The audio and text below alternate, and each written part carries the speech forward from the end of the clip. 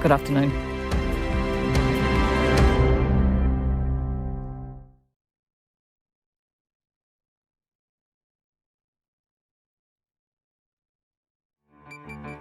Mai koe ki te reo irirangi o Aotearoa. This is Checkpoint on RNZ National. I'm Lisa Owen. Haere ake nei, from 0 to 210 community COVID cases in just 8 days, 62 new ones in the last 24 hours. The outbreak is now made up of 6 subclusters centred around a church, Birkdale, and a group of Massey households and workplaces. 10% of the people infected are under the age of 10. 12 people with COVID are in hospital, and there is now more than 20,000 contacts, mostly close. And frankly gutless is how the Director General of Health has described trolling of the Samoan community that is part of one of those clusters. An emergency department nurse is confirmed to have COVID, but has not yet been counted in this outbreak. And vaccinations rev up with another drive-through centre. Ahi Marie, RNZ News at 5, ko Sarah Thompson tōko ingoa. The COVID-19 response minister is calling a vaccine botch-up in Auckland regrettable. RNZ this morning revealed 5 people may have been given a dose of harmless saline instead of a COVID-19 vaccine at the Highbrook Centre last month. The Health Ministry has since confirmed that a mistake may have been made on July 12th. It says all 732 people who were vaccinated at that clinic that day will now be contacted. The Minister, Chris Hipkins, told Parliament's Health Select Committee the public should have been made aware of the mistake sooner. I think the time delay in making the information public is regrettable. I think it would have been better if they had been more upfront sooner after this happened. Health authorities have defended the decision not to go public, saying they were waiting on expert advice. The government is looking at the potential impact of having parts of the country under level 4 lockdown while restrictions are eased in other areas. Chris Hipkins says the alert level framework is expected to remain largely the same, with a few tweaks such as greater mask wearing and compulsory record keeping. He said previously the government hasn't dealt with having one area of the country at level 4 with others at a lower level, so they are working through what it would mean for supply chains and movement around the country in case that happens. New Zealanders stranded in Australia since quarantine travel was paused in July have a chance to return next month, with red flights restarting from several cities. But the Joint Head of Managed Isolation and Quarantine, Brigadier Rose King, says it's too early for people to contact airlines yet. She says travellers on red flights will need to secure vouchers for MIQ in the same way everyone else returning to New Zealand does, and demand is high. The outbreak in New Zealand is putting extra pressure on MIQ capacity as facilities are being used for all COVID-19 positive cases. Brigadier King says a timeline on when the MIQ vouchers will be released and the flights open for booking will be announced in the next few days. The total number of COVID-19 cases linked to the Delta outbreak has jumped by 62 in the past 24 hours to hit a total of 210. Ngāti Whātua says it's disappointed but not surprised to be left out of a police decision to set up fixed checkpoints on heading into Northland. The checkpoints were set up today on State Highway 1 to enforce compliance with Level 4 travel restrictions. The checkpoints are on Ngāti Whātua's rohe, and its Chief Operations Officer, Anthony Thompson, says they worked together on previous lockdowns to protect whānau. He says they were blindsided by today's announcement. The horses bolted. We're in day 8. Too little, too late. But that's something that we're going to have to sort out when we come out of this level lockdown. And that's what the expectation of Ngāti Whātua was. Being excluded from conversations definitely didn't help. Being excluded from the whole process and protocol didn't help. Anthony Thompson says iwi have spent years building a relationship with police, and that trust has been dented. And finally, Director General of Health has condemned racist comments which are being directed at the Samoan community caught up in the Delta outbreak. Almost 70% of the people who've contracted COVID-19 in the latest cluster have Pacific ethnicities. More than 100 of the cases can be traced back to the Samoan Assembly of God Church in Mangere. Ashley Bloomfield says he's aware some members of the public have been launching racist abuse at the community. This is disappointing and, frankly, gutless. I'm asking everyone in the country to be kind. The virus is the problem, not people. People are the solution. Be part of the solution.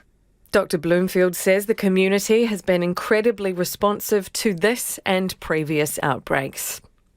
Moving now into sport, mid-quarter, Kayla Johnson still harbours hopes of playing again for the Silver Ferns. Johnson, who played the last of her 47 tests in 2019, has returned from Australia with rugby league playing husband Sean Johnson and signed with the Northern Stars for the 2022 ANZ Netball Premiership. She says next year's Commonwealth Games in Birmingham are on her radar. ANZ is probably my first priority. I'm probably not even ready for ANZ at this stage, but it's definitely in the back of my mind, and I'm hopeful that I will be somewhat ready to have a crack anyway. New Zealand paracyclist Nicole Murray will ride for the bronze medal in the women's C5 3,000 metres individual pursuit at the Tokyo Paralympics tonight. Murray will face France's Marie Poitier in the ride-off at the Izu Velodrome in 20 minutes. Anna Taylor set a short-lived Paralympic record in the C4 3,000 metres individual pursuit in qualifying in the opening heat in Japan. But the fast velodrome meant 4 riders beat Taylor's qualifying time and she missed out on a medal ride-off. Virat Kohli says his India team was provoked by England in the second cricket test and won't be taking a backward step when the third test gets underway in Headingley tonight. India won an often ill-tempered game at Lord's by 151 runs, with Kohli saying what was said on the field gave his team extra motivation. India lead the 5-match series 1-0. And that's the news. New Zealand's involvement in the Apollo 8 splashdown. Go ahead, Apollo 8. Reach okay. Outstanding. How are the zoo animals coping with COVID? A lot of times they kind of look around and going, what the heck is going on here? It's so quiet. And rest in peace, Charlie Watts. He's one of the ultimate examples of being a drummer who cared about just serving the song. He didn't want to be a rock star. Start it up with Morning Report, weekdays from 6 on RNZ National. Te reo irirangi o Aotearoa. Now the short forecast from Met Service to midnight Rāpare Thursday. Northland to Taranaki, including Coromandel Peninsula, Bay of Plenty and the central high country. Cloudy periods, isolated showers for Northland and Taranaki. For Whanganui to Wellington, also Gisborne, Hawke's Bay and Wairarapa. Mostly fine weather, but cloud increasing in Wellington and Horowhenua Kapiti Coast tonight. For Nelson and Marlborough, mostly fine tonight, cloudy periods and isolated showers tomorrow, turning to rain at night, heavy about the ranges. For Buller, Westland and Fiordland, showery for most, however rain in Fiordland spreading elsewhere later tomorrow with some heavy falls. For Canterbury and Otago, fine with variable high cloud, scattered rain developing about Otago tomorrow evening and a few spots for Canterbury. For Southland, mostly fine with some high cloud, occasional rain about the south coast and Stewart Island, spreading elsewhere tomorrow afternoon. And for the Chatham Islands, fine spells with the odd light shower tomorrow morning. That concludes the short forecast from Met Service to midnight Rāpare Thursday. The time is 7 minutes past 5. Tēnā koutou katoa, no mai haere mai ki checkpointi tēnei rā, ko Lisa Owen tēnei. Regrettable is how the COVID-19 Response Minister has described the slow response to a vaccine botch-up that may have resulted in 5 people getting a blank shot. More than 700 people were vaccinated at the same location on that day, and they'll now be contacted.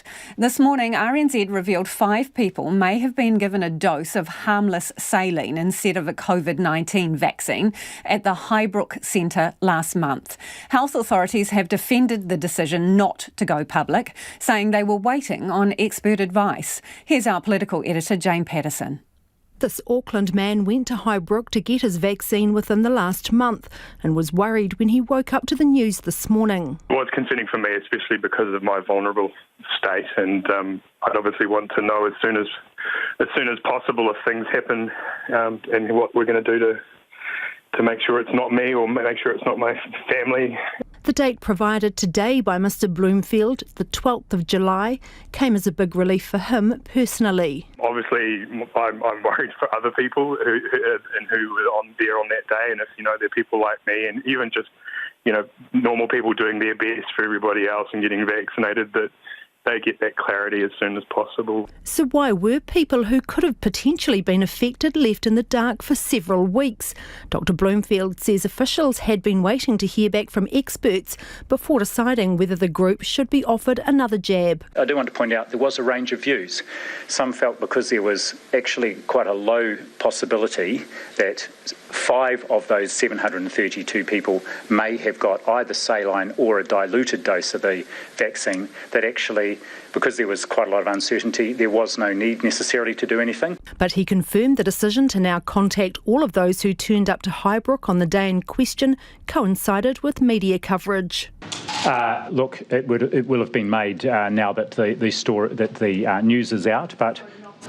So since RNZ started making inquiries? Yes. Just as I explained just earlier on, the key reason here is we were waiting for advice from our clinicians on the best way to deal with this. Chris Hipkins was asked at the Health Committee if the time taken to alert people was acceptable. I think the time delay in making the information public is regrettable. I think it would have been better if they had been more upfront sooner after this happened. While he couldn't provide details further than it affected a couple of people, Mr Hipkins told the committee there had been another incident, one though with quite a different response. Where people were called back for a vaccine, where it was clear what had happened, but I don't have the details of that. National's Chris Bishop says it's now time for full transparency about any other incidents. The Ministry needs to be upfront with the public around whether or not it's happened in other parts of the country or indeed in this part of Auckland as well. So we do need some greater transparency from the Ministry and the government on this. ACT leader David Seymour's also critical of the way this has been handled. New Zealanders know that this situation is hard. All we want is openness and transparency from our government. If 5 people can be accidentally vaccinated with saline solution, did the Ministry front up and say that it was happening? And if they didn't, have they covered up other instances of this? Dr Bloomfield says it was always the intention of officials to get in touch with the people potentially affected. They will all receive a letter within the next 24 hours and then advice about what to do next. Police in Northland are setting up checkpoints to ping those who are out on the roads and shouldn't be. 3 checkpoints are being set up at entry points from the south into Northland. Our reporter Nita Blake-Person joins me now from the Brynderwyns. Nita, what is the setup there? Tēnā koe, Lisa. Well, things are running pretty smoothly here at the moment. I've been here for about an hour and this is kind of the first time there's been a bit of a queue. So for any vehicles heading north from Auckland, they'll be heading up State Highway 1. And as you start to approach the Brynderwyn Hills, you're going to notice a lot of cones, a lot of police cars and a lot of police officers. And this queue behind me, for anyone watching, that's people trying to get through. So as you approach, you'll come up to an officer who's wearing a mask and will be socially distanced and will ask you where and why you're going and is that essential travel. And at this point, there's not a heck of a lot of the reasons people should be moving around. Obviously, there's freight and essential services and things like that. But it would appear those aren't the only people trying to get around. Already this checkpoint has turned around 20 people. Those are in both directions, not necessarily just one way, and this is just one. So there's another checkpoint near Langs Beach and another one near Kaiwaka. So 8 days in, and the message to be staying home and only travelling if completely essential seems to be taking quite a while to sink in. Yeah, I'm just watching behind you as you talk, Nita, and there is a steady flow of cars moving along and the odd ones getting pulled over even further on the road. Looks like they're getting asked a few more questions. Why are the police doing this, given we're a few days into level 4 lockdown? Why now? Well, that's right. 8 days in, and I guess a lot of people there's a lot's been made over the past week about Aucklanders leaving the city, potentially to holiday homes or for, various other reasons to get to the north. And of course, Coromandel has been a bit of a hot topic there as well. So I guess we have been seeing people not playing by the rules. Police in Coromandel, they turned around 200 cars, and Here today, I'm told one person tried to approach one of these checkpoints, was turned around, then tried to get through another one. At that point, they were given an infringement notice. But I guess 8 days in, it would appear that the message just isn't getting through. So police checkpoints are the way that they think is possible. Officers here have told me that there are some quite creative ideas, I guess, being put forward as to why there is that travel happening. But yeah, as you can see behind me, a lot of cars being pulled over. Some get asked a few more questions, others go through without a hitch, but there's quite a bit of movement for an area which there should only be essential vehicles moving through. Yeah, Nita, if you can turn around on your right shoulder, there's like 2 lanes there. One where the police are looking at the cars and the trucks, and then you've got a red vehicle there under a tent. Are those people being pulled over and asked more questions, or is it the same, just the volume of traffic requires them to have 2 lanes there? Earlier, there seemed to be a bit of a 2-lane setup. I don't know exactly what's happening with that red vehicle, but there's one in front of the red vehicle, which you might not be able to see.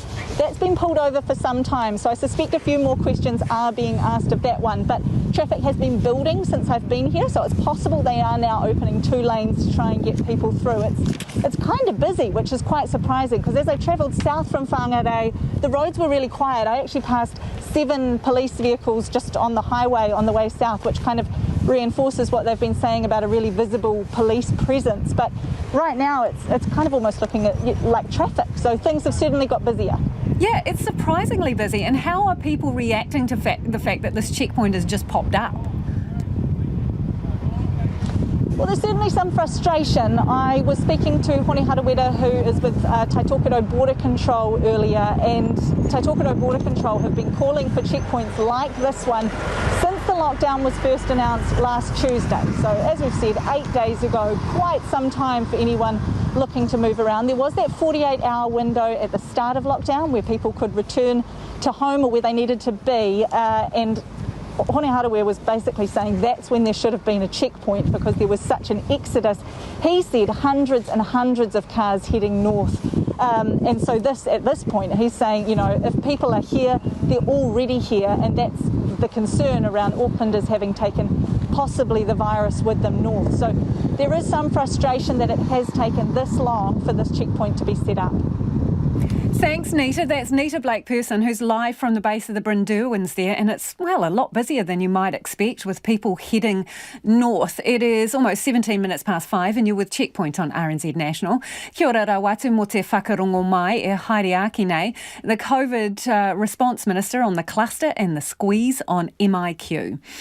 There is now in excess of 480 places of interest and more than 20,000 contacts in this cluster. Only 62% of them have been tested so far. And today there was a record 62 new cases linked to the Delta cluster. And rooms in Auckland's Jet Park Quarantine Hotel are fast running out. COVID Response Minister Chris Hipkins says the government is preparing other options. We have got another facility at the ready. It's the final preparations are being put in place to make that ready within the next 48 hours. It's another one of our existing MIQ facilities in Auckland. In Auckland City, in the Auckland central area? No, we've got 2 that are being ready for potential conversion into quarantine, and they're both out in the airport area rather than in the CBD. So you're prepping 2 additional quarantine hotels? Not necessarily. One of them is being prepped. We've got one that we would prefer, but it's still got a few people who are leaving, and we're just preparing another one in the event that the one that we're going to use isn't ready at the time that we need it. So a lot of different contingencies being planned for here. Okay, so at the moment there's a pause on the release of MIQ spots. Why and how long is that for? That's to make sure that we've got enough capacity to cater for domestic positive COVID-19 cases. So it will, when we can start re-releasing vouchers, will depend on what we see in the next few days in terms of additional positive cases. Can you be more definitive than that, Minister? So if we're waiting on so many test results and so many people to be tested, realistically, how many days before you know if you've got enough spare MIQ to release to returnees? So at the moment we are absolutely working to make sure we can accommodate all those who are currently booked and have vouchers already, and we don't want to be in a position where we have to cancel people after they've already secured a spot. Is there a risk of that, Minister? Not at this point. And I want to be clear about that, not at this point, but that is one of the reasons why we're not releasing more vouchers, because that would increase the risk to us that we might have to cross that bridge. OK, well, you've got the Crown out of action at the moment. You're prepping one other specific hotel to potentially be quarantined and another one just in case the timing doesn't work out. So that's 3 hotels potentially that would normally be used for isolation that are out of circulation. So how many rooms down are you when it comes to MIQ spots? We're confident that the work that's been done around the Crown Plaza will be complete in time for it to take its next scheduled cohort later on this week. So that work they're aiming to have that work finished by lunchtime tomorrow, so that can be ready to take its next scheduled cohort and won't be offline any longer than it would have been otherwise. So typically between a cohort emptying out and the next cohort starting to arrive, there is a period where the hotel's thoroughly cleaned and so on. So the Crown Plaza is going through that cycle at the moment. We are moving into our contingency, so we are using more of the contingency to make sure that we can accommodate people. How much of the contingency is left? That will vary on a day-by-day basis. Generally?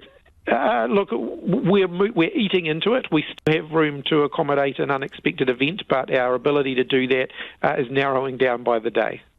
So basically you're telling us that everything relies on whether this blows out even bigger than what it is, as to whether you can continue to get new arrivals into the country and into managed isolation. It will certainly put the system under a lot of pressure if we find that we're doing this for several weeks. If we're having to accommodate several weeks, we can certainly cope with the level of growth in daily cases, or the level of daily cases that we're seeing over the next week or so. If it continues beyond that, then it starts to mean that we have to start making other decisions. So in a fortnight, Minister, that's what you're saying, next couple of weeks. So in a fortnight, you will be at critical mass and you will have to make some serious decisions about continuing to bring people into managed isolation from overseas. Or potentially whether we continue to bring all the domestic positive cases into MIQ or isolate them at home, and other ways of doing that. So, how realistic is that, to have them isolating at home? For some people, it's more realistic than for others, and so that's one of the things. Is it safe? And again, we would only be doing that if it was safe. So no easy choices here. We're planning for every eventuality, and our plans firm up by the day. The vaccine botch-up, how many of them have there been? There's the one raised by Radio New Zealand, and there appears to be more than that. How many, Minister? So I'm only aware at this point of one other. It was in Christchurch, and it involved vaccines for 5 to 6 people. And so that's being investigated. It was, again, within the last... So were they given a salt solution as well, Minister? Is that what you suspect? Well, everyone is given saline. It's a question of whether the extra additive is added to it. And so at this point, we don't know about that. That's also being under investigation. So I'm only aware of the 2 under investigation. When did that one happen exactly? My understanding, and I'll double-check the date, was that it's within a fairly recent period of time. That was also in July. Oh, well, that's some time ago. So have you or the Ministry of Health been covering this up? No, not at all. These things are very thoroughly investigated at the time that they happen, and once those investigations are complete, we do endeavour to make that information publicly available. You did not make it publicly available until Radio New Zealand started asking questions about this last week, and even then you didn't make it publicly available until the story went out. So I ask you again, was this information going to be released? Were these people going to be told if this story had not become public? Yes, of course, that would have been released, but you want to be clear about what the information is that's being released, and so there's an investigation process that takes place so that when the information is released, the questions about that information can be answered. That is the COVID Response Minister, Chris Hipkins there. Homai o whakaro. Love your feedback on that. Nō reira anei na kaupapa mo te hōtaka nei. Specifically, what do you make of the prospect of COVID-positive people isolating at home as we are inching closer to capacity at the Jet Park quarantine facility in New Zealand, in Auckland, and also this freeze on MIQ spots at the moment? Minister saying we're probably going to get to crunch time in a few weeks and going to have to make some tough decisions. Pātui mai, text me on 2101, tweet us at Checkpoint RNZ, or you can email us, checkpoint@rnz.co.nz is the address. Health authorities are trying to confirm how a Middlemore Emergency Department nurse caught COVID. The person is fully vaccinated and wore PPE at appropriate times, according to the Ministry of Health, and returned a positive result during routine testing. The case is not yet being included in the current outbreak tally. But Middlemore does have links to the current case. The index case was transferred there on August 16th.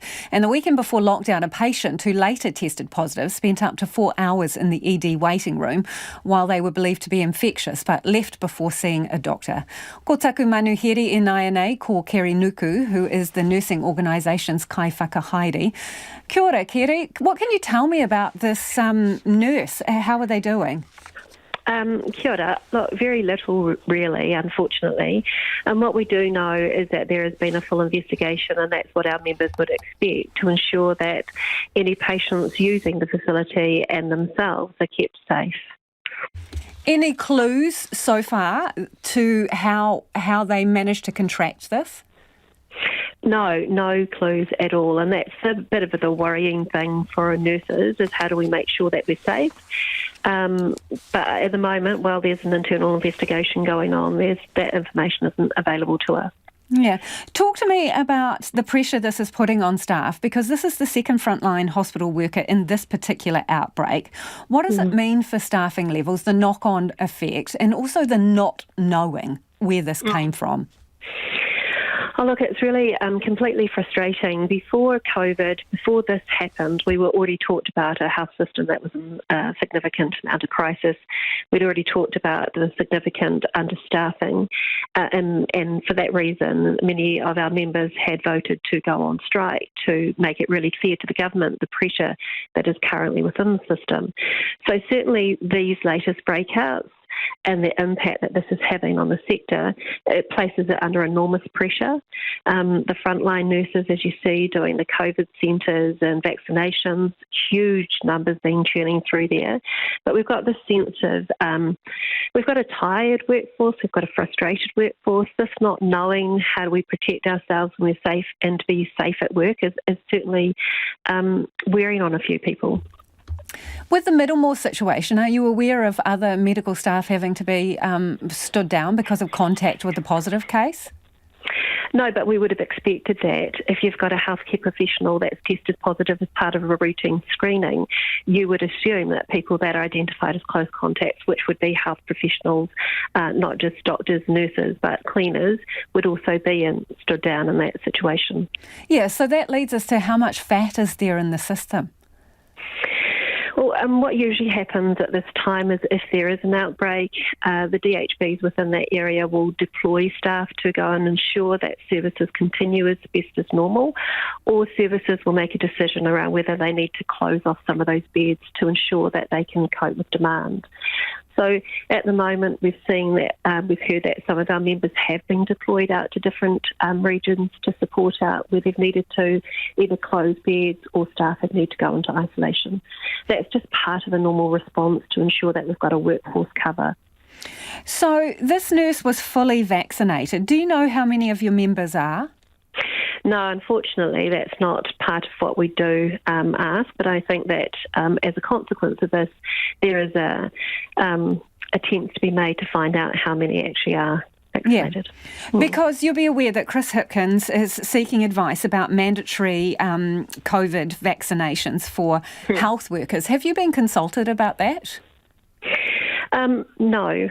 We're hearing things that are coming out from the ministry, and then we're included in the consultation afterwards, which is barely consultation. And some of the amendments that came out last week to the Section 70 and also the exemption from N95 fit testing, we read after they were put out. So, well, what do you think about the prospect of mandatory COVID vaccinations for health workers? I really couldn't comment. I mean, that's not part of where our own organisation is going to be having some discussions about where our position is and what we'd encourage members to do. But that's not something that we've actually fully discussed yet. So are you going to, ballot your members or put something else so that you can have an accurate idea about how many people support them? Yeah, absolutely. And certainly I think our regulatory body has put out some comments around the support of that. But at this point in time, we haven't had that talk with our members and also our policy and research team. Really appreciate your time this evening. That's Kerri Nuku, who's the New Zealand Nurses Organisation Kai Whakahaere. It is 28 minutes past 5 and kia mau tunu mai. You're listening to Checkpoint on RNZ National. Some people are enjoying lockdown in the comfort of a camper van by the beach, and they're all allowed to. A seaside site in Napier has been opened by the City Council so people can self-isolate in their motorhome or van if they need to. Our Hawke's Bay reporter Tom Kitchen has more.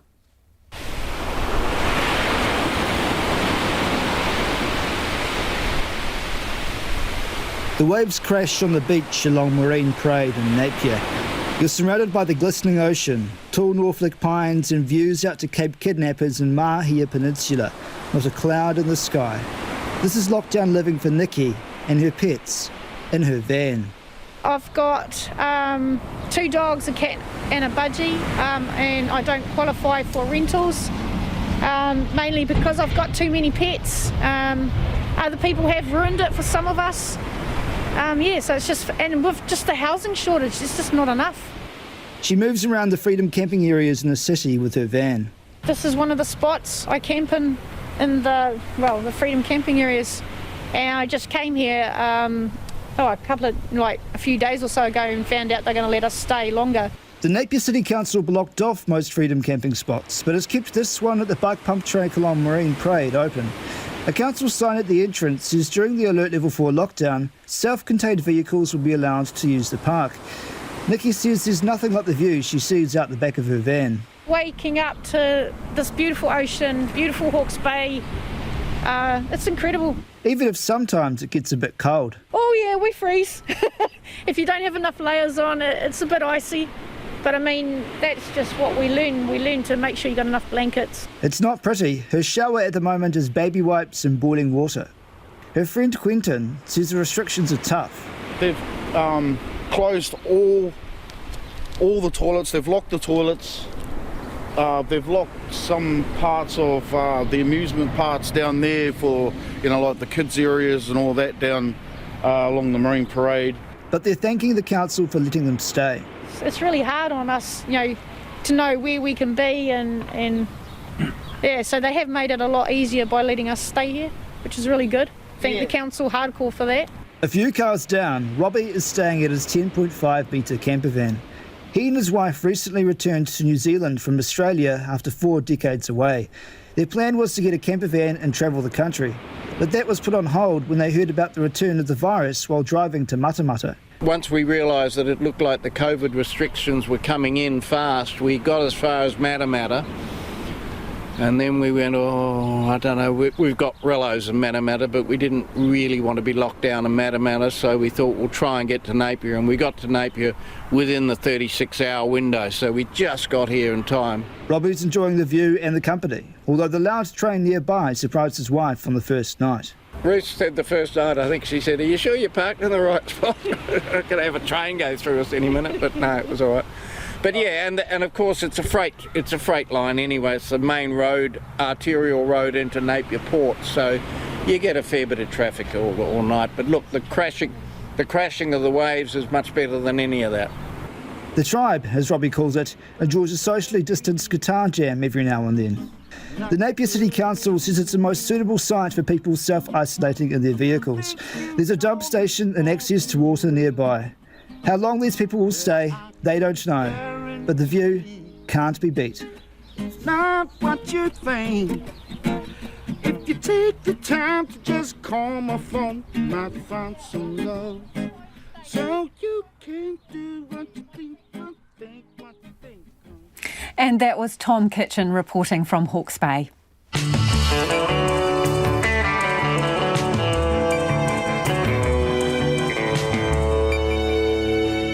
E te iwi e haere aki nei I a checkpoint, the flip-flop over a cup of joe that's got some hot under the collar. Beep beep, the vaccine rollout revs up with another drive-through centre, and why a Kapiti Coast Surf Club is facing an uncertain future. Homai o whakaaro, we would love your feedback on anything you've heard on the programme this evening, particularly on the prospect of isolating at home with COVID if our COVID quarantine facilities get full, the freeze on MIQ vouchers and the vaccine botch-up. You can text us on 2101, tweet us at Checkpoint RNZ, or there's always email. The address is checkpoint@rnz.co.nz. Time for the headlines now. Ko Sarah Anō tēnei. Kia ora, Lisa. RNZ News headlines. Ko Sarah Thompson tōku ingoa. The COVID-19 response minister is calling a vaccine botch-up in Auckland regrettable. RNZ has revealed 5 people may have been given a dose of harmless saline instead of COVID-19 vaccine in the Highbrook Centre last month. The Health Ministry says all 732 people who were vaccinated at that clinic that day will now be contacted. The Minister, Chris Hipkins, says the public should have been made aware of the mistake sooner. Meanwhile, Mr Hipkins told Checkpoint 2 hotels near Auckland Airport are being prepared for one of them to become an extra quarantine facility. He says it would be ready in the next 48 hours. New Zealanders stranded in Australia since quarantine travel was paused in July have a chance to return next month, with red flights restarting from several cities. But the joint head of managed isolation and quarantine, Rose King, says it's too early for people to contact airlines yet. She says travellers on red flights will need to secure vouchers for MIQ in the same way everyone else returning to New Zealand does, and demand is high. Ngāti Whātua says it's disappointed to be left out of a police decision to set up fixed checkpoints heading into Northland. The checkpoints were set up today on State Highway 1 to enforce compliance with Level 4 travel restrictions. The checkpoints are on Ngāti Whātua's rohe, and its Chief Operations Officer Anthony Thompson say they worked together on previous lockdowns to protect whānau. And finally, the Director-General of Health has condemned racist comments being directed at the Samoan community caught up in the Delta outbreak. Almost 70% of the people who've contracted COVID-19 in the latest cluster have Pacific ethnicities. Ashley Bloomfield says he's aware some members of the public have been launching racist abuse at the community, and that is unacceptable. Those are your headlines. The time is now 25 minutes to 6. Kia ora rā, e hono mai hoki mai. If you're just joining us, this is Checkpoint, ko Lisa Owen tēnei. Ko taku hoa I nai nei, ko Nicholas Poynton, who is in our Auckland newsroom to talk business. Nicholas, Sky City, right? Lockdown, level 4, costing it $1 million a day. Yeah, look, lockdowns have not been kind to this company. It gave us an update of how it's been trading when it released its full-year results today. It showed that, taking into account some one-off gains and one-off items, its normalised profit for the year was $90.3 million. That's compared with $66 million a year ago, so an improvement there. It does say that various lockdowns over the past year have knocked earnings, but when it's open, it's seen strong domestic tourism numbers, and that's taken it back to trading above pre-COVID levels.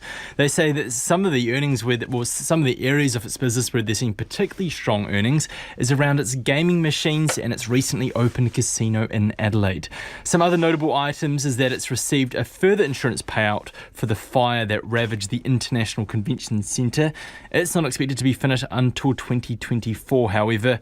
And this is one of those companies that took the wage subsidy last year. We asked them if they plan to take it at the moment. They said no.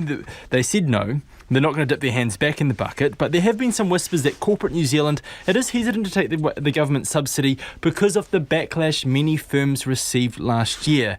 But you just have to ask yourself, if this lockdown persists, well, I think there'd be plenty of companies lining up, willing to sort of take or risk the potential PR hit here to sort of ensure their finances, ensure that their workers are getting paid. But its share price, it finished up 6% to $3.29 a share. Let's talk about Sky TV. It's back in the black after last year's massive losses. Yes, it is. Yes, the company was bound to return a profit after last year's loss. That's when the company wrote down the value of its business by $177 million. Its net profit is now at $47 million, so back in the black as you mentioned. It has been buoyed by some asset sales and one-off tax gains. There's also some one-off costs though, most notably $2.8 million that was paid out to the previous CEO, Martin Stewart, who resigned after just 2 years in the job. Revenue, that was down again. It fell close to 5%. And it's worth mentioning that this company has been unable to stabilise its revenue in recent years. Its top line has fallen more than 15% since 2018. This is mostly due to the loss of subscribers to its high-yielding set-top box decoders. It hasn't been able to slow this down, and there's just a lot more competition in the market. You've got these new streaming providers entering the fray. Most recently, Disney Plus. It's joined the ranks of more established providers such as Netflix and Amazon Prime, but on the flip side, this has been an area where Sky has seen some growth in its own streaming businesses. This is a place where they've actually added customers, and they expect this to keep growing in the future, and it's left them confident enough to say that they expect to forecast revenue growth for the first time since 2016 for the current financial year. The company says its new set-top box, there's been a lot of fanfare about this, this is due to be available to customers by the middle of next year. That will enable customers to access both satellite TV as well as streaming services. It's sort of a one-stop shop type project here. And the CEO, Sophie Maloney, says she is confident the company can turn things around and stop the slide in its earnings that it's recorded over previous years. However, the market, they didn't like this result. Share price was down 2.5% to 15.8 cents per share. And while we're on the topic of the markets, it's worth mentioning that the market had a very strong today, up 102 points to 13,173. The dollar is trading at 69.4 Australian and 96... let me correct myself there. 69.4 US cents and 96 Australian cents. Thanks, Nicholas. Nicholas Poynton with Business News. Auckland's second drive-in vaccination centre is finally up and running with the aim to vaccinate 1,500 people a day during lockdown. Health officials claim the centre was planned pre-lockdown, but a decimated health workforce due to self-isolation rules delayed its opening. But the good news is wait times appear to be well below those reported at testing stations. Here's reporter Nick Trubridge and cameraman Nick Monroe. Thank you so much for coming. Thank you for doing what you're doing. We all have to help each other. I agree. Isn't it? Meet Meredith on day one of her new job at West Auckland's brand spanking drive-in vaccination centre, the second of its kind in Tamaki Makaurau. The job is very good. It's very rewarding. And helping people, you are saving life. Meredith is at the end of the drive-in at Trust Arena, stationed at a post-jab automobile-only observation area. Her job, tapping on people's car windows, asking how they're feeling and giving some advice if they feel faint. We just tell them to wave their hand, they can flash their lights, or they can honk their horn, and one of us will be coming to see them.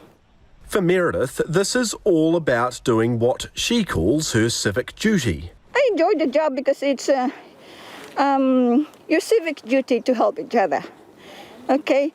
And I really thank the people who are coming in here because I say to them, thank you very much, because we are all doing our civic duty to keep each other safe.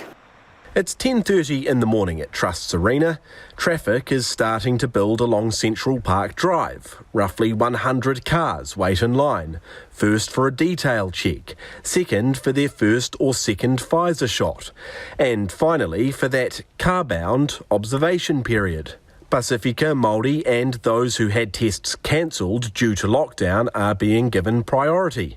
Those with a booking can bring family members too. This is day one for us. We've got something like 860 bookings, and you can imagine that many of those people who've booked will bring other whānau members with them, and we will deliver at least to that population today, and we will grow that as we can over the next few days.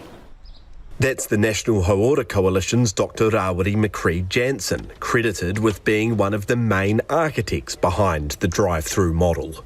Assuming each car has, on average, one passenger, he says there's a rough target here of 1,500 shots a day. This drive-through vaccination centre is absolutely dedicated to getting the best protection for our community. We acknowledge that in Alert Level 4, the best protection is everybody staying in their bubbles and staying safe. The second best thing we can do is get vaccinated, and we're committed to providing the best vaccination program possible. It's taken 8 days of lockdown to get the vaccination centre operational, but the Northern Region Health Coordination Centre's clinical director, Dr Anthony Jordan, claims the setup was pre-planned. So why the delay? It's been very difficult. Our staff live in the same city where they're attending all the same locations of interest as everyone else. So you see across the whole healthcare system a number of staff having to be stood down, await swabs before they return to work. So there is a lot of pressure, as John said, on our teams to do this work quickly, but we've actually got a critical shortage of a number of people across the whole health system. This isn't just for us here, but it's for our hospitals as well. Waipareta Trust Chief Executive John Tamahere says masses of would-be vaccination staff have been forced home to isolate. In Tamaki Makaurau, I guess, well, it would be in the hundreds because there's a throughput and some are tested between 3 and 5 days as well, such as their exposure rates. So we've got a churn going on. Even still, the drive-in system appears to be relatively efficient. From a distance, Checkpoint spoke to multiple Aucklanders waiting in their cars post-shot. The longest wait time, just 1 hour, nowhere near the 10-hour waits reported at some testing stations. Yeah, no, it's great. It's really well organised. They're doing a fantastic job. Yeah, it's our major outing for lockdown. We had to all come because we have to have an adult, somebody else driving, but it gets us out of the house. You all right with that? Yeah, the kids are happy. So, despite that delay in getting up and running, the city's newest drive-through earning positive reviews so far. It is 5:45. If you're listening to that on radio, we'll put that story from our Tūneks up on our Facebook page so you can catch the video. You're with Checkpoint on RNZ National. Ko Lisa Owen tēnei. He muri aki I ngā pitapita kōrero. After the news at 6, iwi on police checkpoints popping up days into level 4 lockdown. Businesses say a flip-flop change in rules for what they can sell at level 4 is leaving them hurting. Many are still offering online orders, contactless drop-offs or serving with social distancing rules in place. But as Louise Tanuth reports, a last-minute rule change has some boiling. Those swinging by petrol stations yesterday could pick up a hot barista-made coffee. But today... Are you doing coffees? No. No, warm one? Yes. Yeah. No, you're not doing coffees? That's all good. That's because the Ministry of Business, Innovation and Employment changed the rules at 11:59 p.m. last night, banning service stations and dairies from selling hot beverages and bakery goods. Craig Pomaria is the CEO of the Motor Trade Association. He's not happy.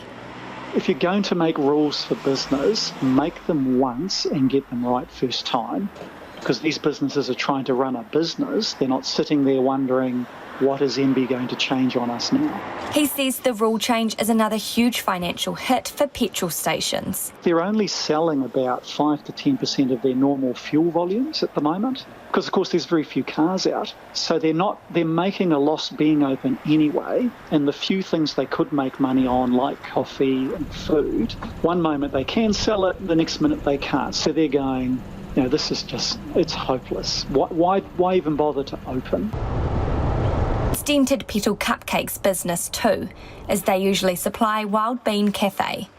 Owner Peter Gibson says they're struggling to keep up with their website traffic. Online orders have been extremely busy. In fact, we're having to change servers tonight because of site can't cope. We are as busy as we can be. Their 7 bakers are working as usual, while he and his wife work online from their Newmarket store. Westmere Butchers are also adapting. They're delivering to nursing homes as an essential service and doing contactless deliveries for those wanting to skip the supermarket queues. Assistant Manager Kevin Fitzpatrick says there's still huge demand. People are sort of just buying what they can. We're pretty much selling, I would say, 90% of our products. Just a lot of people, pies, they seem to be quite popular at the minute because it's so easy as well for people. Just getting a pie and that'll feed a family, in one evening. But yeah, mince as well. It's always a good steady meal. They've even had to cover up their storefront to prevent hungry walkers thinking they're open. He explains how they manage to operate and stick to the rules. Our driver will go to the door. We've got the contact details. We'll phone them when we're outside. We'll just leave it on the doorstep for them or at the front gate, whatever way, save any contact, And then we set a sign. We get back in the van and then they come out and pick it up. They've reduced staffing to maintain a social distance inside the shop, alternating between different groups for each shift. Kevin reckons they could help take pressure off supermarkets. It'd be nice if we become an essential service where we can open to the public and even do a click and collect service. So it means more people can come down to the shop. It means we can just help more people because the supermarket, I think, at the minute are struggling. So it'd be nice if other butcher shops, not just us, but other shops can help towards their communities that they're in. The Briscoes group can still pack online orders for essential products, but they're only doing this through stores outside Wellington or Auckland. Group Managing Director Rod Duke says there's no pressure for staff to come in and pack orders. We have requested from our staff that they're relaxed to work, they want to work. We've just accepted volunteers. We haven't demanded anyone work at all. He's drawing inspiration from getting through last year's lockdown to get through this one. Well, we're intending to do just exactly what we did last time. That's pay everyone, make no redundancies and close no stores. That's where we're heading. Until there's an alert level change, these businesses are constantly adapting to what is their new normal. Right, some of you getting in contact about, Jet Park quarantine facility in Auckland's getting fuller by the day and the prospect of potentially people isolating at home if they have COVID. John's got in touch to say absolutely not for isolating at home instead of MIQ facility. Too many of the public have proved they cannot be trusted to follow the rules. And another person raises a pretty valid point, say if we can't rely on fellow team members to not travel outside their region and we have to set up roadblocks to turn them around, then how can we expect them to stay in their homes and quarantine for 14 days? A far greater risk, this listener says. Keep your feedback coming, 2101 on the text, or you can tweet us at Checkpoint RNZ. Right, to the tiny fish spiked with a large hook. In some regions, the level 4 lockdowns coincided with the start of the whitebaiting season, with small crowds on the banks of the Rangitaiki and Whakatane rivers. So is that a goer at level 4? Well, apparently the answer isn't black and white. And with advice from various authorities and the COVID minister conflicting, some people are confused. So joining us now is the West Coast Whitebaiters Association President, Rob Roney. Rob, is it clear? What's the deal at level 4?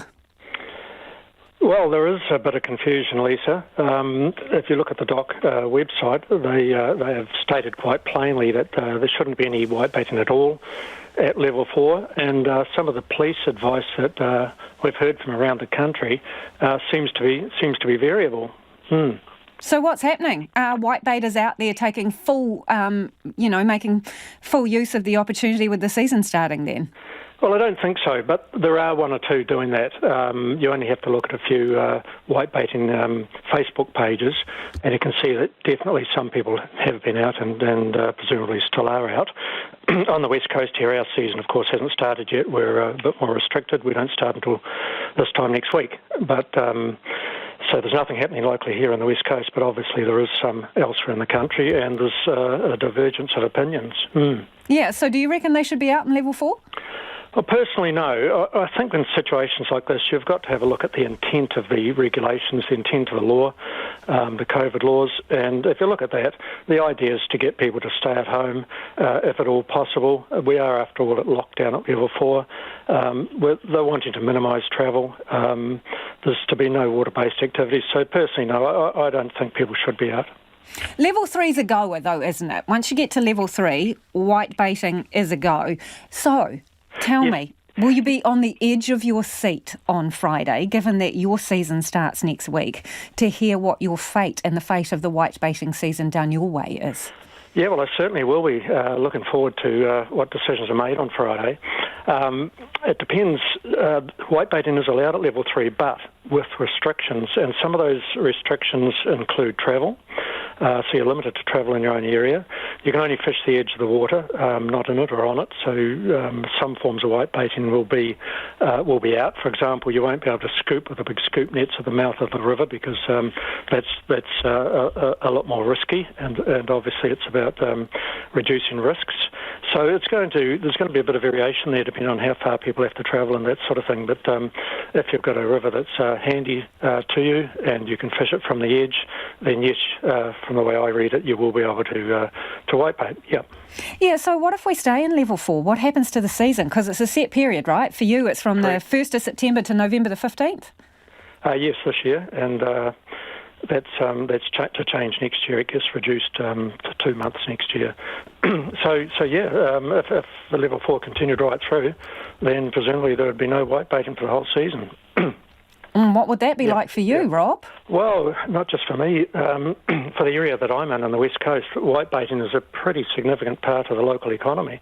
It draws in lots of people from all over the country, and obviously they put money into the local economy, and obviously the direct sales, we have quite a lot of commercial stands, and those commercial stands directly make quite a bit of money from whitebaiting, and again that circulates through the economy. So there would be quite a severe economic hit if whitebaiting weren't to get started at all. But we're more hopeful than that down here. We're pretty confident that the season, particularly in the South Island, the season will progress in some way, shape or form. So at level 3, you told us that there's still significant restrictions on you. I mean, how much does that kneecap people in terms of their take and what they can get? Yeah, well, as I said, some people will be able to continue fishing in their normal manner, but other people who rely on boats won't be able to fish in certain places. We have a lot of people coming to the West Coast from Canterbury and all over the country, to be honest, and they, in theory, shouldn't be able to travel down to the West Coast to whitebait under level 3 restrictions. So, Rob, can you almost taste a fresh whitebait fritter?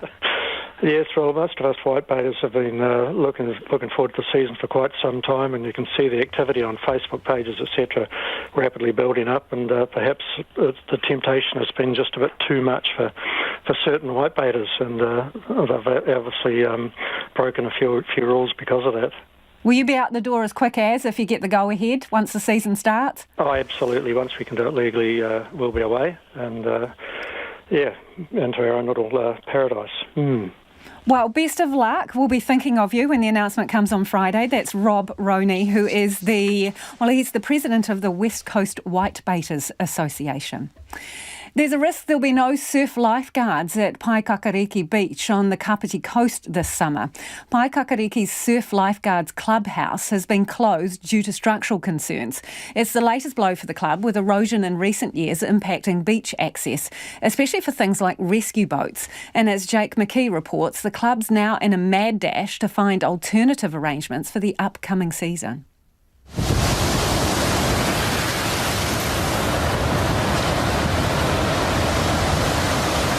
Paikakariki is home to the oldest rural surf lifesaving club in New Zealand, having patrolled the shores of the southern Kapiti coast for 108 years. But the club's sudden closure is concerning for its members, worried for its future and the safety of beachgoers. Some members recall cracks appearing in concrete walls in recent years, and even concrete breaking off during earthquakes. The closure is devastating for Tokyo 2020 Olympian Curtis Imrie, who's been with the club since joining its NIPA program as a 9-year-old. One of his big concerns is that it could mean there's no patrolled beaches between Titahi Bay and Otaki, a stretch about 60 kilometres. I'd struggle to see Titahi Bay and Otaki be able to cover the whole coastline. It would make it quite hard for their surf clubs. Mr. Imrie says the club means the world to him, not only for teaching him essential water safety skills, but also the place and its people being like a second home. We're strong-willed people and we're not going to go down without a fight, so definitely Paikakariki Surf Club is not going anywhere soon. Hopefully we can get the facilities right so then we can do our job at 100% capacity that we need to. Paikakariki Surf Lifeguards Chairman Matt Warren says they don't want to leave the beach unpatrolled and are investigating all options. He says they're looking at getting portacoms and shipping containers in as interim measures. It's really important that the lifeguards have shelter from the sun, shelter from the elements. If anyone gets injured, a first aid room that we can bring them into. We've got to have secure storage for not only our equipment, but also the lifeguards' personal gear when they're there. Club members aren't without concern about what it means for other aspects, like training new lifeguards and even getting new members on board when there's no clubhouse.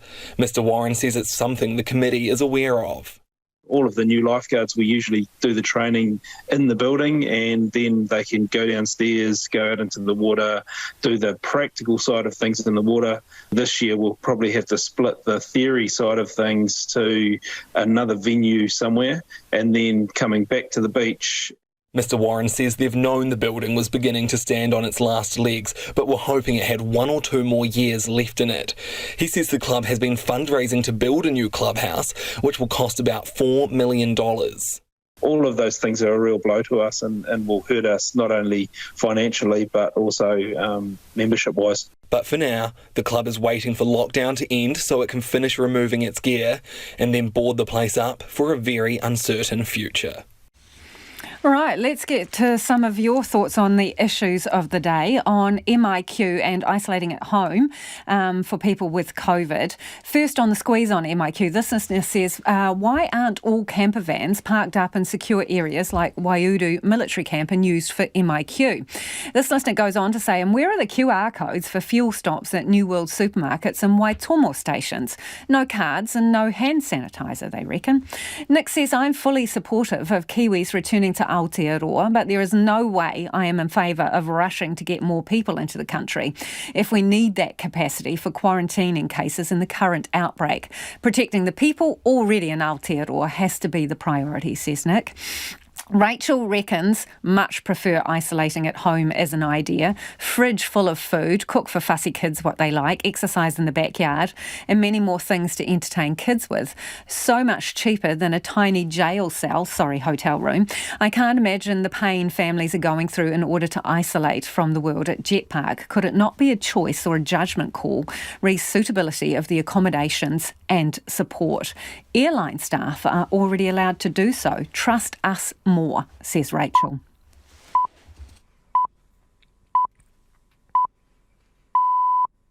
Ahiahi Marie, RNZ News at 6, ko Sarah Thompson tōko ingoa. The government has warned the country's quarantine facilities will reach critical mass if the Delta outbreak continues to grow for several weeks. 2 hotels near Auckland Airport are currently being prepared to quarantine people who've caught COVID-19 if the Jet Park facility fills up. The COVID-19 response minister, Chris Hipkins, has told Checkpoint the system can cope with the growth in case numbers for the next week or so. But he says if it goes on for much longer, people with COVID-19 might have to isolate at home.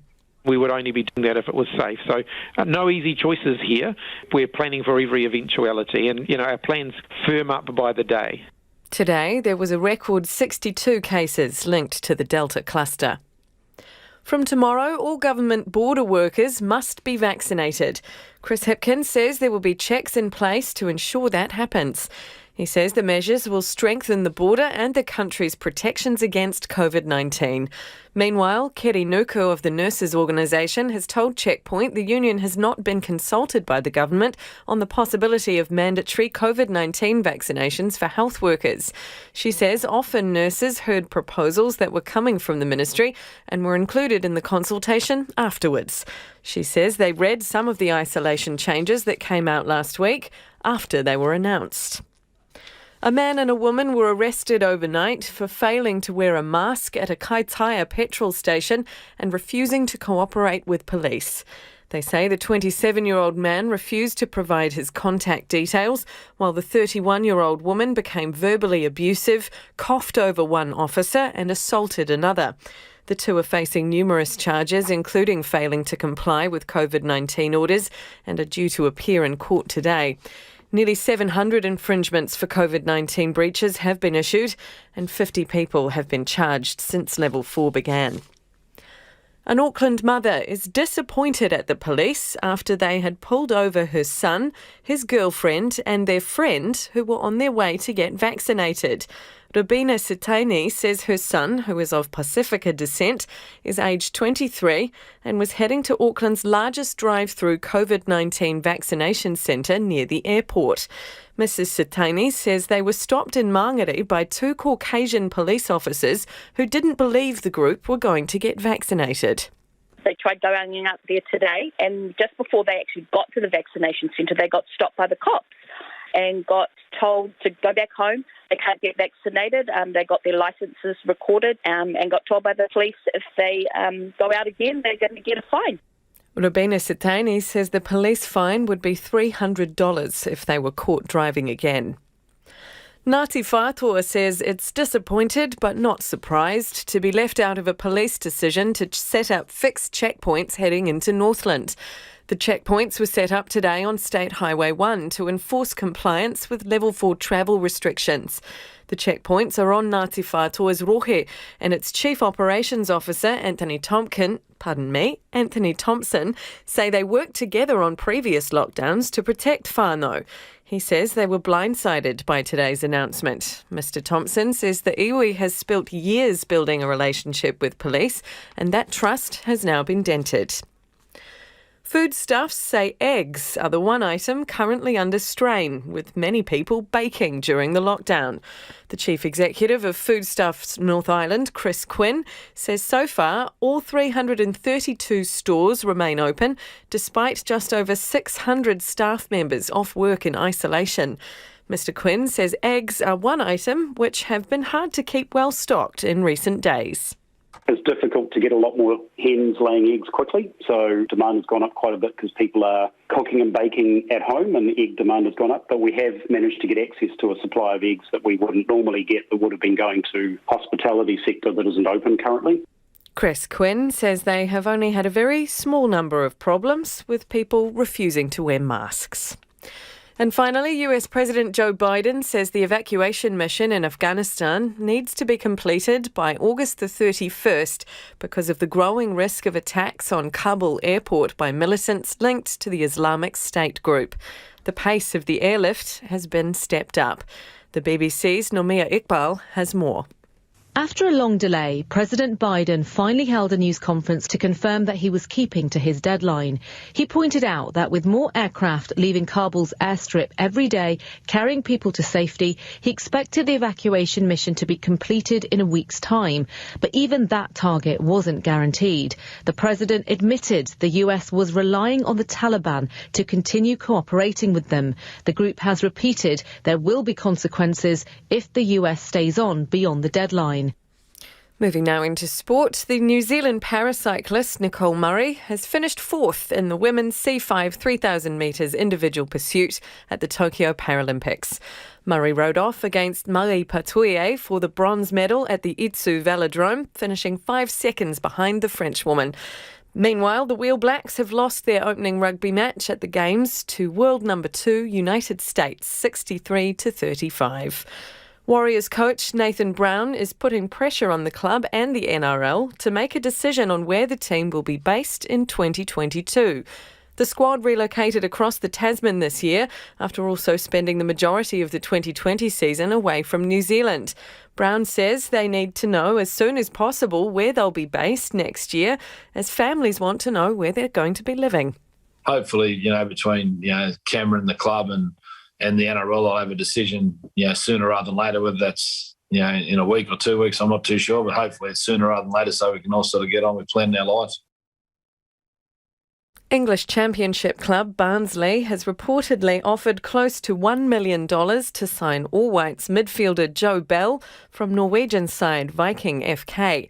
Barnsley finished 5th in the championship season.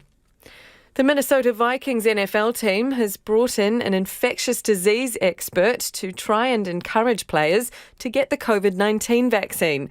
There has been a refusal among many players to get the vaccination, with the NFL not making it compulsory. And that's the news. Tonight on Nights, we've got a lockdown sofa session in which Auckland indie folk artist Kendo Elise plays a track from her new album Down the Line. We'll also play a couple she recorded earlier. Dan Slevin hasn't been at the movies, of course, but he's been streaming them like nobody's business.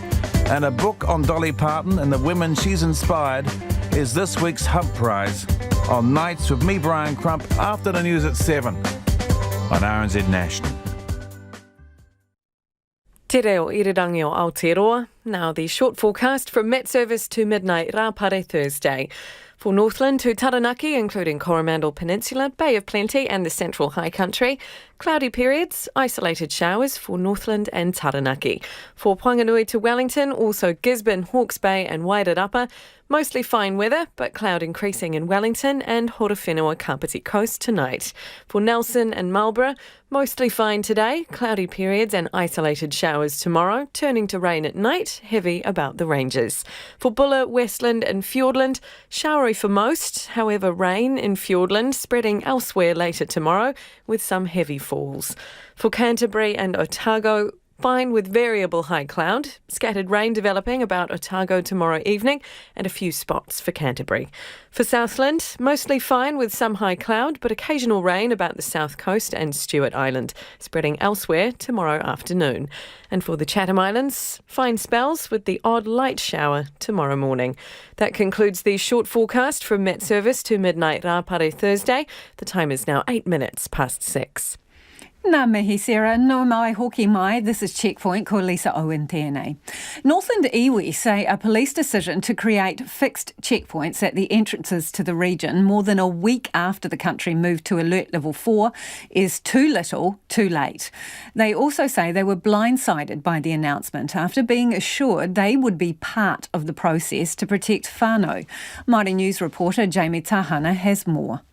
It's 8 days since Level 4 was announced, setting off a flood of cars, some with boats and caravans in tow, onto highways north. At the time, Māori leaders, including Taitokoro Border Control Coordinator Hone Harawira, called for the roads to be shut off. The Taitokoro Māori are very vulnerable to COVID, especially our kaumātua and koe, but our whānau generally. We are people who are heavily deprived, living in, to a large degree, in great levels of poverty. Our people are not healthy, are just not healthy. In previous lockdowns, iwi formed at the Taitokoro Border Control to set up roadblocks and checkpoints. This time, they held off, they say, after receiving police assurances. Today, the police announced they were setting up fixed checkpoints at 3 locations in the region's southern entrances. Hone Harawira says doing that 8 days into Level 4 is a joke, and now Northland is full of close contacts of COVID cases. They wouldn't have been here if the police had whacked up a checkpoint and stopped everybody on day one. We don't need you sitting down at the Brendouins 8 days later. When I saw the heat map, I was absolutely gutted. I was embarrassed. I was ashamed of myself that as a coordinator of Border Control, I allowed the police to talk me down. Silly me. Northland Area Commander Tony Hill says police have been out and about this past week and motorists have been questioned and turned around. He says police want whānau to feel safe and they'll continue to engage with communities and iwi. The southern entrances to Northland, where the checkpoints are, is Ngāti Whātua's rohe. The Chief Operating Officer of Ngāti Whātua Runanga, Anthony Thompson, says they were blindsided by the announcement. We're really disappointed that, we were cut out of the conversations about the checkpoints and about setting up the checkpoints because it's what we were doing in conjunction, in a partnership with the police. But the really disappointing thing is to find out from external sources, not through our communication line that we've built and created over the last, how many years have we tried to create a good partnership with police? Anthony Thompson says to be left out is disappointing, but not surprising. He says the iwi has decades of health and social experience and are able to communicate the importance of staying at home to whānau better than the police have been able to. Hone Harawira says Taitokoro Border Controller is considering its next steps, but he says they've lost faith in the police. And Anthony Thompson says trust has been dented. The horse is bolted. We're in day 8. Too little, too late. But that's something that we're going to have to sort out when we come out of this level lockdown. And that's what the expectation of Ngāti Whātua was. Being excluded from conversations definitely didn't help. Being excluded from the whole process and protocol didn't help. RNZ asked the police about what consultation there was with iwi and why fixed checkpoints took more than a week. but are yet to be provided with a response. Afghan people living in this country are calling for extensive support for people being evacuated out of Kabul once they arrive in New Zealand. Time is running out as the Taliban are insisting foreign forces must be out of the country by Tuesday. 2 groups of people with New Zealand connections have so far been taken out of the country. Andrew McRae reports. It's a race against the clock for those wanting to get out of Kabul. Diamond Kazemi is a former interpreter for NZDF in Afghanistan who now lives in this country.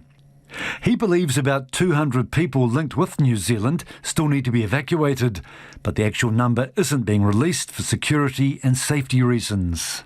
We've only got a couple more days, so I've got this doubt that we won't be able to get everyone out, which again will be real tough, and they will be facing consequences for being associated with the New Zealand government agencies. So it will be really tough for them.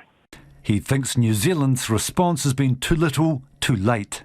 Neighbouring nations like Australia, US, United Kingdom, Canada, they're bringing thousands, and they've already done that. They've already reached to that 5,000-6,000 people that they've managed to evacuate.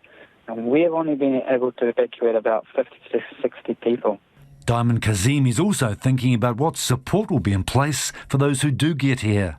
It would be better if they spend a couple of weeks in Mangere Refugee Centre so that they can go through the whole orientation process, making sure that they understand the education system, employment, health, everything. And I believe that there is a program in place, but I'm just not sure whether these individuals would be receiving those services. That's on Khairullah Azizi's mind too. He's the secretary of the Afghan Association and says the evacuees will be traumatised, and as some can't speak English, they'll need a lot of help. He says being an MIQ will add to the stress. They've been through a lot, and these are scenes and things that New Zealanders in general aren't going to have seen and can't really relate to. His wife is still in Kabul, but has made contact with NZDF personnel on the ground and is likely to get out. She's attempted 4 times to get here, and every time it's been, it's sort of gotten worse and worse. So, it's an accumulation of all those events that she's going to think about, and on top of that, she's also going to think about the fact that her family's left alone there. She's the only one that's left from her family. He says family members here should be able to go into MIQ with the evacuees. As soon as they touch down and have to go down to MIQ and spend 2 weeks alone with no support, and after having gone through everything they've gone through back in Afghanistan, it's going to be a bit difficult. And so we were thinking about whether or not, obviously, the government would allow for example, someone like me who's got a wife who's coming through, whether or not I'd be able to spend the time with her those 2 weeks. And I wasn't just going to get a free ride. I was, willing to pay for that as well. Immigration New Zealand is working closely with MIQ, and where possible, will have all of those from Afghanistan in the same MIQ facility. And Joint Head of MIQ, Megan Main, says any of them can raise an exemption request to enable a family member to join them in managed isolation. Meanwhile, the UN Human Rights Chief says the Taliban's treatment of women and girls in Afghanistan will mark a fundamental red line. In an emergency session in Geneva, she says violations are already taking place. The Taliban have vowed to respect women's rights within Sharia law, but as CNN's Salma Abdulaziz reports, that's open to interpretation. After takeover, the Taliban vowed to govern Afghanistan by Sharia. When asked how that would differ from the group's rule 2 decades ago, this was the answer. If this question is based on thoughts, ideology, beliefs, then there is no difference. We have the same beliefs, the group spokesman said. The Taliban says it's forming an inclusive government that will ensure women's rights within an Islamic framework. But because Sharia is not a codified system of laws, what that means is entirely up to the Taliban themselves, says Professor Hisham Hellier. When we talk about Sharia in a public context, then again, interpretations for how that is applied as Islamic law, they differ tremendously across the board. The group's record is bleak. The Taliban's draconian regime from 1996 to 2001 was widely criticized by Muslims and non-Muslims alike. And modern legislative applications of Sharia by other Muslim-majority states provide little comfort. Take, for example, Iran, a country ruled by a strict Shia interpretation of Islam. There, the morality police subject women and girls to daily harassment and violent attacks, says Amnesty International. In Qatar, women are denied the right to make key decisions about their lives, from marriage to work, without a male relative, Human Rights Watch reports. And under Saudi's male guardianship system, women must obtain permission for some of their most basic rights. Men can even file cases for disobedience, rights groups say. But there has been a recent shift in the kingdom. A driving ban was reversed and travel restrictions on females eased in recent years. There are certain interpretations that are held up, and then there are other interpretations that are equally valid in Islamic law that are not. Why? That's a public policy decision. And that's exactly where the Taliban say they are changing. They want to engage on a global stage. They also have to take into account relationships that they have with powerful actors outside of the country. That leaves the U.S. and its allies with one key piece of leverage: international recognition and legitimacy. Hanging in the balance, the 20 years of gains in rights and liberties for the women and girls of Afghanistan. It is 19 minutes past 6 and you're with Checkpoint on RNZ National. No more throwing the book at literary hogs holding on to library goodies for way too long if the Wairarapa has its way. A lot of us will be guilty of said crime. You know the deal, a library book on the shelf of shame, issued circa, too many years ago to count. It's got so bad you simply can't take it back, and the fine, whoa, it could be weightier than the luminaries. Wairarapa councils are looking to get rid of overdue library fines, wiping the existing debt and throwing open the door to previously banned bookworms. Carterton has led the charge. Library Committee member Councillor Dale Williams joins us now. Dale, why the change of heart? Well, it's really just a progression, I guess. The Wairarapa Library Services is a partnership, a shared service partnership between South Wairarapa District Council and Carterton District Council, so that we can provide a decent selection and quality service to Featherston, Martinborough, Greytown and Carterton. And I guess worldwide this is happening as well. Like last year, for example, our committee agreed to wipe the overdue fines on children's books. So the logical next progression is that we look at that for all books. I mean, the cost has always far outweighed the benefit, and I guess we're just trying to be consistent with some of the other facilities and activities that we provide across our district. So how many fines are on the books at the moment? About $6,000 annually works out to be. We've decided that we would rather put that sort of money into incentives to encourage more people to use the books and enjoy them for as long as they want to enjoy them. I mean, we don't fine people for enjoying themselves too much at our free swimming pools, and we don't fine people for having too much fun at our free school holiday programs. So it's just logical that we don't support fining people for enjoying their reading so much that they want to keep their free library books a little bit longer. So Dale, how much did you have to owe before you were banned from the library? It's not a case of banning. What generally stopping you get another book out. Yeah, well, what generally would happen, it would work in reverse, that a person that owed fines, and we're only talking a few dollars, owed fines, and then they would be quite embarrassed by that, and they would stay away from the library, which was counterproductive. I mean, councils don't, and nor should they, factor in fines as part of their revenue gathering, and each year, we would rather put our energy into encouraging people to use what we have rather than penalise them for a whole lot of reasons why a book ends up being overdue by a few days. Yeah, so it's an equity issue, isn't it, Dale? You want people to read, you want them to come to the library.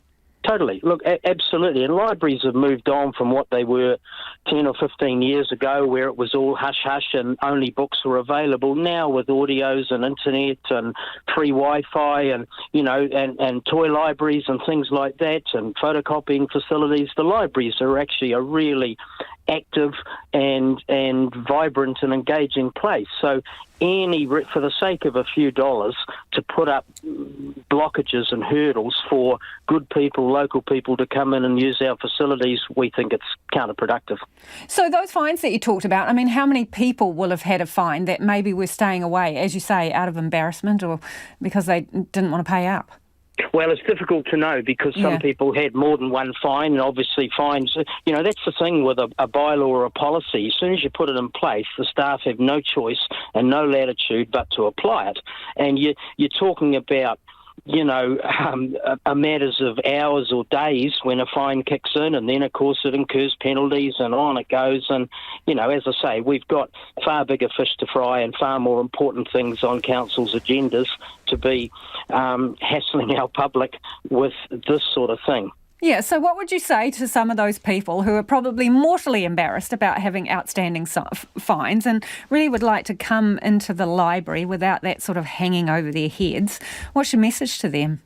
Well, I mean, Carterton District Council Day approved the wiping of the fines, and South Wairarapa District Council's got to go through their processes. But all things being equal, as from 12th of October this year, fines will be wiped and people are free to come and go, use the facilities with no residual history getting in the way of them using what we've set up to be probably the best library service anywhere around. Hey, Dale. So, overdue library books, have you ever committed that crime? Look, I have to be honest, I have a couple of times in the short time we've been in Carterton. Both my daughter and I are avid readers, and a couple of times I have. For various reasons. In one case, I went away for a couple of weeks and forgot to renew it online. And there again, I'm now going, as of 12th of October, I'm going to be able to walk into our own local library with my head held high and shy of any embarrassment. So I'm looking forward to that. The slate is clean. Thank you for joining us. That is Dale Williams saying there that, well, the Carterton Council's canning fines on overdue library books. You can go back into the library with no shame. The New South Wales outbreak is putting serious strain on hospitals in the state as it recorded almost 1,000 cases in a single day. Health authorities continue to push vaccinations as the pathway out of COVID-19. World Watch's Paulina Lau has more. A grim day for New South Wales, the highest daily number of cases Australia has recorded since the pandemic began. 919 new locally acquired infections and another 2 deaths, including a woman in her 30s. But the State Premier Gladys Berejiklian is remaining focused on vaccination rates. Every day we want to see case numbers go down, not go up. But moving forward, the most important number for us is how many people are protected, how many people have that suit of armour, because we know that keeps people out of hospital. The state has now administered 6.1 million shots and almost 1/3 of the country is fully vaccinated. Chief Health Officer Dr. Kerri says the fact that the majority of the 113 people in ICU are unvaccinated is a good sign. It is pleasing to see that 98 of the people in ICU are not vaccinated, and I think this highlights the fact that vaccination is the key. We need to increase those vaccine coverage levels, and can I just urge everyone to take up the opportunity for vaccination as soon as possible. Ms Berejiklian says the relatively low hospitalisations show the vaccinations are working. The Health Minister, Brad Hazzard, says despite growing case numbers and staff working under pressure, the health system is coping. Mr Hazzard referenced the anti-lockdown protests in Sydney last month, saying some of those people are likely in hospital. You'd have to be reasonably certain that a number of those people who've ended up in our hospitals were at that large demonstration. A demonstration is completely wrong when you're in the middle of a pandemic. And to think that there were people who went along in vast numbers and actually thought it was okay to go and demonstrate against the sorts of safeguards that have been put in place is just ridiculous. As an incentive, the state will announce relaxed restrictions for those who are fully vaccinated in the next 2 days. We're looking forward as a team to announce tomorrow or the day after what life looks like in September for those who are fully vaccinated. That no matter what the case numbers are doing, when you hit those high rates of vaccination, you're giving everybody protection. Those restrictions will ease at the start of next month, but Greater Sydney will remain in lockdown until the end of September. Meanwhile, Queensland has put a 2-week pause on interstate arrivals, effective immediately, because the state's hotel quarantine systems are full. Staying in Australia, where a tiny New South Wales outback town is in a race to get its people vaccinated as COVID comes to the area. But the nearest vaccine clinic is a 75-minute drive away. Most residents don't have transport, and many staff at the local Aboriginal Medical Service are isolating after COVID tests. The ABC's Carly Williams reports. Galagambone is a Nyampa word for plenty of galah birds. It's a tiny and quaint outback town in Western New South Wales with 1 cafe and 1 supermarket. COVID has now arrived to the town of 400 people, and many of the medical staff that service the community are isolating. And unfortunately, I've got a few people off at the moment. Obviously, waiting on COVID tests, I'm one of those people. It's tough, but we're doing the very best we can. The testing the turnarounds could be quicker, but, I don't think anyone foresaw this coming. So, there's obviously a backlog of people waiting on results. That's the practice manager at Barunga Aboriginal Medical Service, Stephen McMahon. His team is scrambling to bring a pop-up vax clinic to Galagambone. More than half the population is Indigenous. Stephen McMahon is worried about those with underlying health conditions.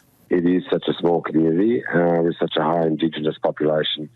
There is a lot of chronic health disease out there. So we're in the process of trying to organise a vaccination clinic out there.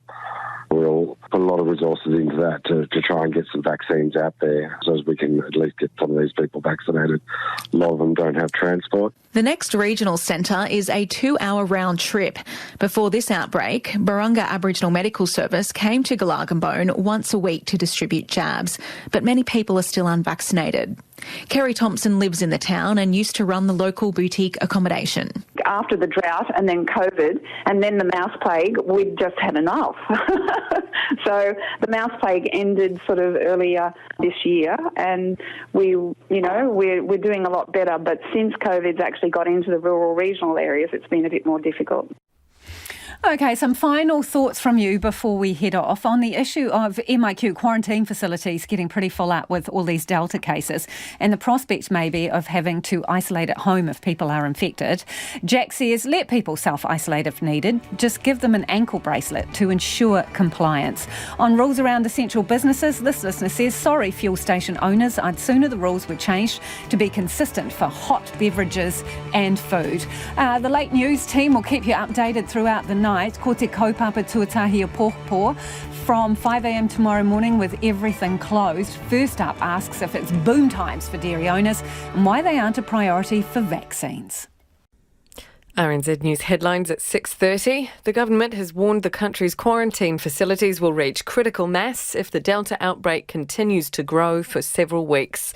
From tomorrow, all government border workers must be vaccinated and there will be checks in place to ensure this happens. 2 people are facing several charges, including coughing over a police officer